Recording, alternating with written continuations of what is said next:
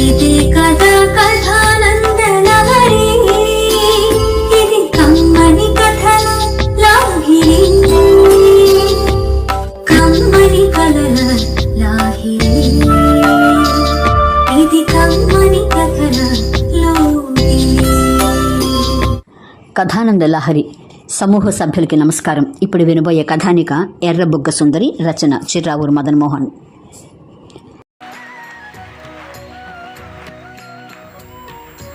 పొద్దున్నే కాఫీ తాగుతుంటే ఫోన్ మోగింది. ఈవేళప్పుడెవరా అని ఆలోచిస్తూ ఎత్తాడు ఫోన్.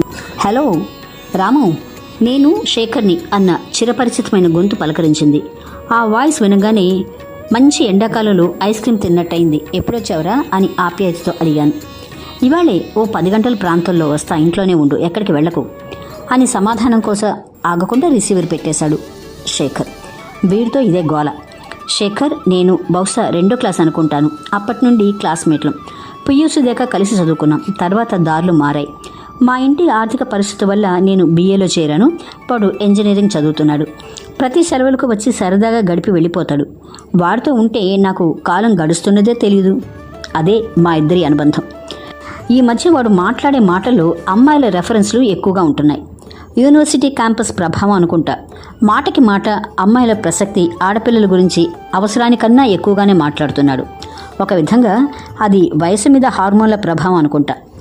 తొందరగా స్నానం చేసి టిఫిన్ ముగించుకుని ఆ రోజు ఆదివారం పేపర్ మొత్తం చూసి శేఖర్ కోసం 10ంటికి ఎదురు చూస్తూ కూర్చున్నాను. వస్తూనే వాడు, ఏరా ఎప్పుడు మూసి ఉండే మీ పక్కింటి కిటికీలు తెరుచుకున్నాయి, ఎవరన్నా కొత్తగా అద్దెకు దిగారేమిటి, అమ్మాయిలు ఎవరైనా ఉన్నారా అని. నిజంగా నాకు అరికాల మంట నెత్తికెక్కింది. పోయిన దసరా సెలవులకు వెళ్ళి ఇప్పుడు డిసెంబర్ సెలవులకు వచ్చిన వాడు నన్ను నా క్షేమ సమాచారాలు అడగకుండా పక్కింటికి కిటికీ గురించి, అందులోని అమ్మాయిల సంగతి అడుగుతాడా? ఎంత యూనివర్సిటీలో చదువుకుంటున్నా, అందుకే వాడిని కవ్వించాలని. అవునరా, ఈ మధ్య ఒక ఆవిడ దిగిందిరా అన్న. మావాడి ముఖంలో 1000 క్యాండిల్ బల్బు వెలగటం చూసా.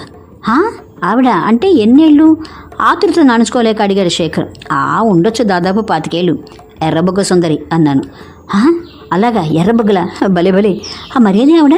కిటికీ వైపు తొంగి చూస్తూ అడిగాడు.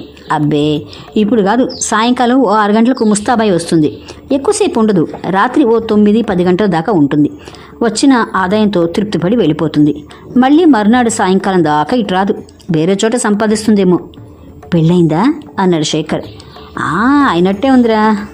అప్పుడప్పుడు ఒక ఆయన ఆలస్యం అయితే కారులో వచ్చి కాచుకుంటూ మరీ తీసుకెళ్తాడు అన్నాను.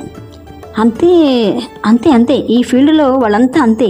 డబ్బే ముఖ్యం, మొగుడు కూడా పట్టించుకోడు. అవునరా, ఇక్కడికి ఎటువంటి వాళ్ళు వస్తుంటారు, రేటు అది అని నసిగాడు శేఖర్. ఏయ్ నీకు వేరే పని లేదురా, ఈ మధ్య యూనివర్సిటీకి వెళ్ళి మరీ బరి తెగించిపోయాడు. ఆవిడ గురించి నీకెందుకురా అని మందలించాను. ఒరే రాము, ప్రశ్నకు ప్రశ్న సమాధానం కాదు, మర్యాదగా చెప్పు, ఎటువంటి వాళ్ళు వస్తారు ఈ ఇంటికి? నా మీద ఒట్టు అన్నాడు శేఖర్. ఇక లాభం లేదని, సరే విను, బాగా డబ్బున్న వాళ్ళు కార్లలో వస్తారు, మధ్యతరగతి వారు ఆటోలో వస్తారు, ఇంకొందరు సైకిల్ రిక్షాలలో కూడా వస్తారు. చాలా, నన్ను వదిలే. ఇక నీ యక్ష ప్రశ్నలు ఆపి నీ గురించి నా గురించి మాట్లాడుకుందామా అన్నాను. రే నువ్వేదో దాస్తున్నావు, నిజం చెప్పు, ఇంకెవరు రావట్లేదా అని అడిగాడు శేఖర్. అబ్బా నన్ను వదలరా బాబు. సరే అన్నట్టు అప్పుడప్పుడు నీట్గా డ్రెస్ చేసుకున్న యంగ్స్టర్స్ మోటార్ సైకిళ్ళ మీద, స్కూటర్ల మీద కూడా వస్తుంటారు. వాళ్ళంతా ఆయనకేవో గిఫ్ట్లు ఇస్తుంటారు అన్నాను. మరి పోలీసుల బెడ ఏం లేదు కదా ఆదుకునేవాడిలో అడిగాడు శేఖర్. ఇంకా నయం, ఆ పోలీసు వాళ్ళే ఆమె దగ్గరికి అప్పుడప్పుడు వెళుతుంటారు డ్యూటీలో. ఏమిటి, వాళ్ళు డ్యూటీలో ఉన్నప్పుడా లేక ఆమె డ్యూటీలో ఉన్నప్పుడా? హాహాహా జోకు వేశాను అనుకుని పెద్దగా నవ్వాడు శేఖర్. ఒరేయ్ శేఖర్, మనం అనవసరంగా ముఖం ఎరగని ఎవరి గురించో ఇలా మాట్లాడుకుపోవటం చాలా అసభ్యంగా ఉంది. ఇక ఆ టాపిక్ ఇంతటితో ఆపే అన్నాను. ఇదివరకు పక్కపేటలో ఒకరింట్లో ఉండేదిట. అక్కడ ఆ ఇంటి వాళ్ళతో పడక వచ్చేసిందిట. పోలీసుల దాకా ఆ గొడవ వెళ్ళిందని మన సోము చెప్పాడు. అవునరా, అట్లాంటి వాళ్ళు 6 నెలల కన్నా ఎక్కువ ఏ ఇంట్లోనూ ఉండరు.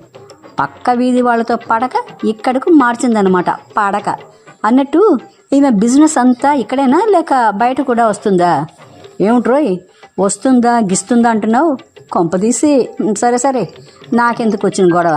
బాగా ఉన్నవాళ్ళ అబ్బాయివి, ఇంజనీర్వి, ఓ బాగానే వస్తుంది బయటకి, కానీ దానికి రేటు వేరు, మనం అక్కడికి వెళ్తే రేటు వేరు అన్న. ఏమిట్రోయ్ మనం వెళితే అంటున్నావు, నువ్వు ఎప్పుడైనా వెళ్ళావా? నిజం చెప్పు, చంపేస్తాను. ఎవరికి చెప్పనులే కానీ అన్నాడు శేఖర్. అది కాదురా, ఒకసారి ఇలాగే పిచ్చి పిచ్చి ఆలోచనలతో ఒళ్ళంతా వేడెక్కి వెంటనే ఆమె దగ్గరికి పరిగెత్తావన్నమాట. ఇడియట్. వినరా ఫూల్, నేనేం పరిగెత్తలేదు. ఆ రోజు సాయంత్రం మా ఇంట్లో ఎవ్వరు లేరు. నాన్నగారు క్యాంప్కి వెళ్ళారు. భలే. అమ్మ చెల్లి గుడికి వెళ్ళారు. ఇంకేం, సాయంత్రం నుంచి ఒకలాగా ఉంటే ఓ ఉతికిన లుంగి తీసి కట్టుకుని బనీన్ విప్పి ఓ స్లాక్ వేసుకుని చలికి ఓ దుప్పటి కప్పుకొని మెల్లగా ఆమె దగ్గరికి వెళ్ళాను. రేయ్, చలికి కాదురా, ఎవ్వరికి కనబడకుండా ఉండాలని. ఒరేయ్, చూడ్డానికి పిల్లిలాగా ఉన్నావు. ఎంతటి సాహసం చేసావురా, మా యూనివర్సిటీ స్టూడెంట్స్నే మించిపోయావు. Hats off. కానీ ఆ తర్వాత ఏముంది, ఆమె నా చొక్కా గుండెలు విప్పమంది. అక్కడ మంచం మీద పడుకోమంది. నేను మంత్రముగ్ధునిలాగా ఆమె చెప్పిందంతా చేశాను. ఆ తర్వాత శేఖర్ ముఖంలో ఆతృత, ఆందోళన, వాడి నుదుటి మీద చిరు చెమట చూసి నాకు నవ్వొచ్చింది. ఆ తర్వాత తన స్టెథోస్కోప్తో నన్ను పరీక్షించి మాత్రలిచ్చి మందులు కొనుక్కోమని చీటీ రాసిచ్చి డాక్టర్గా ఫీజు కింద 100 రూపాయలు తీసుకుంది. అది తీసుకుని ఆ పైన నేను చెప్పేది ఏది శేఖర్ బుర్రలోకి దూరల. వాడు కుప్పగా కుర్చీలో కూలిపోయాడు. ఈ రోజుకి ఆ సంఘటన తలుచుకొని విరగబడి నవ్వుకుంటాం నేను, శేఖర్. కథానిక ఎర్రబుగ్గ సుందరి, రచన చిర్రావూరు మదన్ మోహన్.